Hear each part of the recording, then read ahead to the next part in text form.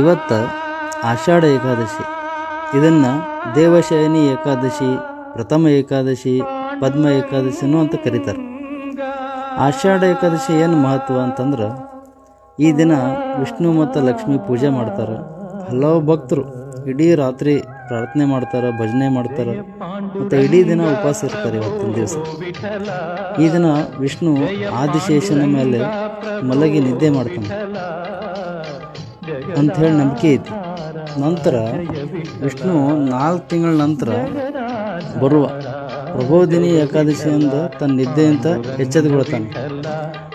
ಇದೇ 4 ತಿಂಗಳು ನಮ್ಮ ಪುರಾಣದಾಗ ಚಾತುರ್ಮಾಸ ಅಂತ ಹೇಳಿ ಕರೆದರು.